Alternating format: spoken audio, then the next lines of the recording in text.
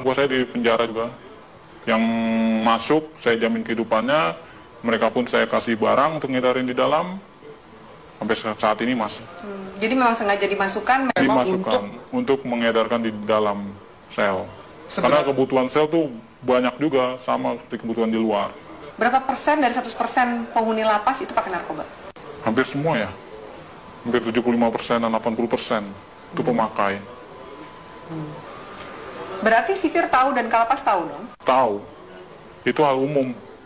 Karena kan kita juga masuk barang itu nggak mudah. Biasanya itu uang tip atau apa segala macam. Selalu diminta. Berapa biasa minta? Sipir berapa, kalapas berapa? Ya nominalnya masih jutaan ya, belum ratusan juta. Masih jutaan. Misalnya jutaan, sipir tuh dapat berapa sih? Sipir sebulan bisa dapat 5 juta, 7 juta. Tergantung kita bawa masuk barangnya berapa banyak. Oh barangnya sekian, ya tinggal di itu aja proses. Kalau kalapas dapat berapa sih? Kalapas dia puluhan juta. Yang paling banyak demand-nya itu di penjara mana? Cipinang. Lebih banyak dia bandarnya. Salah satunya banyak kan anak buah saya selama ini. Yang ketangkep di mana, mereka di dalam, ya saya tanggung semuanya. Dia di dalam, hidup keluarganya di luar, saya tanggung semua. Oke.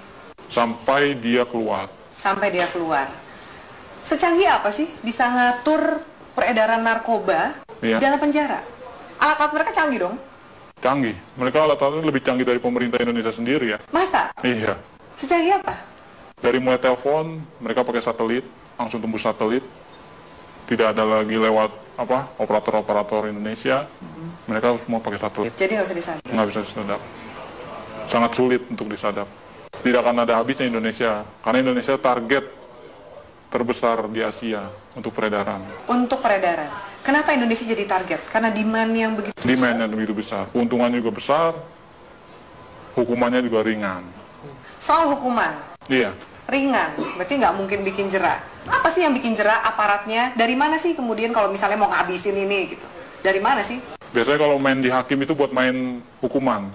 Peringanan hukuman, segala macam. Anda bayar? Saya bayar. Dalam bentuk uang atau dalam bentuk barang juga Anda kasih? Uang, biasanya uang. Mereka hanya uang. Kadang barang tergantung hakim. Hakim maunya apa ya kita kasih. Banyak klien Anda yang hakim yang make juga? Ada banyak. Ada 10 orang ada. Bagaimana Anda menggunakan uang yang luar biasa banyak ini? Biasanya Anda menghabiskan untuk apa? Biasanya saya habisin buat pesta-pesta aja. Pesta, saya beli barang, segala macam apa, kebutuhan. Kebutuhan dalam arti ya saya lihat orang-orang kaum-kaum yang kurang mampu juga sebenarnya saya kasih. Beramal juga? Beramal. Tapi kan dari duit seperti itu, duit haram, duit panas. Ya, istilah kata buang sial. Kalau di kalangan itu buang sial, harus. Anda nggak takut ketangkep? Enggak. Karena saya percaya, saya di dalam pun saya dijamin. Dan keluar pun masih ada tempat buat saya. Kecuali hukuman mati ya, mungkin banyak yang kapok. Susah nggak sih keluar dari jaringan ini? Sangat sulit. Karena semuanya itu sudah terpantau oleh bos. Kita pun juga nggak tahu kan anak buah bos seberapa banyak. Yang kita tahu kan hanya segelintir orang yang saya percaya ada 30 orang. Mungkin dari lain ini ada lagi anak buah bos yang mantau saya juga. Bagaimana posisi saya, peredaran saya, perkembangan saya. Oke. Dari Jakarta sendiri, selain 5 bos Anda ini, Iya, ada juga jaringan-jaringan yang lain? ada. Banyak. Di Jakarta aja ada sekitar 50 jaringan. Yang saya tahu 50 jaringan, mungkin lebih. Itu yang saya tahu. Jaringan ini lebih besar atau sama kuatnya dengan jaringan Anda? Macam-macam. Tergantung dari barang sih biasanya. Kalau barang kita bagus, banyak juga jaringan ngambil di kita juga. Makanya barang itu nggak pernah akan habis. Tidak akan pernah habis di Indonesia. Walaupun mereka menangkap, menyita segala macam berapa ribuan ton, ratusan kiloton, itu nggak akan pernah habis. Karena itu cuma sedikit, paling seujung jari ya, ujung jarinya dari total barang yang ada di Indonesia. Kalau BNN sendiri, gimana Anda sebagai bandar ngelihat BNN?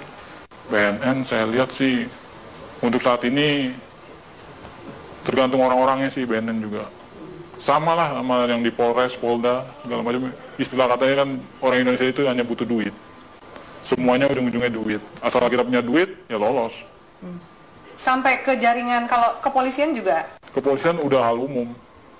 Udah nggak bisa ini lagi. Nggak mungkin dibersihin? Nggak mungkin dibersihkan. Karena memang aparatnya pun pemakai.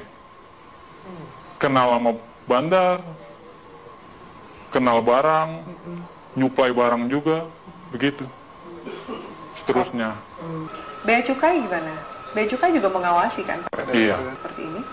Bea Cukai ada permainan juga. Makanya kita di Bea Cukai itu ada sekitar 5 orang kita pegang di sana. Untuk tiap ininya. Apa peran 5 orang di Bea Cukai ini? Meloloskan barang. Meloloskan barang. Jadi ada pengiriman juga? Pengiriman barang, pengeluaran keluar barang, itu semua lewat dari mereka ini, 5 orang ini. Oke. Anda punya berapa rekening? Ada 10 lebih. 10 lebih. Kurang lebih satu rekening isinya berapa sih? Tergantung ya, ada yang 1 miliar, ada yang 800, ada yang 750. Paling kecil ya sekitar 250 juta. Anda nggak takut kelacak oleh PPATK nih? Wah, enggak ya, itu nama rekeningnya udah beda-beda. Ada panggilan untuk berhenti dari dunia hitam ini? Belum ada. Saya masih menikmati sampai sekarang karena keuntungannya lumayan. Bukan lumayan lagi ya, mungkin kalau Mbak sendiri mungkin akan tergiur dengan hasilnya. Yakin kamu? Yakin sekali. Masa? Iya, benar. Belum ada panggilan untuk tobat berarti? Belum. Masih menikmati. Mau sampai kapan? Sampai seterusnya mungkin ya. Sampai tunggu panggilan. Orang tua Anda nggak curiga? Tidak ada yang tahu. Teman-teman kecil pun nggak ada yang tahu. Semuanya saya dan kawan saya yang baik saya kenal saja tahu. Apa enaknya punya uang banyak tapi harus bersikap seperti biasa-biasa dan sembunyi dari semua orang? Itu ya konsekuensi. Karena kalau kita terlalu vulgar pun orang akan mencolok. Ini anak kerjanya apa tapi menghasilkan segala macam, itu malah bakal menimbulkan kecurigaan. Baik dari orang tua, saudara, bahkan lain-lainnya bakalan imbasnya ya penyelidikan dan penangkapan. Apakah jaringan narkoba ini juga masuk ke istana? Istana sebagian ya udah masuk. Lewat mana? Itu organisasi lain. Kita belum bisa sampai masuk ke sana. Mungkin ya organisasi ini lebih kuat dari yang bos saya punya. Itu sudah masuk. Ke istana? Ke istana. Oke. Transaksinya besar? Tetaplah bersama kami di Metro Malam pemirsa, karena setelah jeda pariwara berikut, Metro Malam masih akan kembali dengan sejumlah informasi.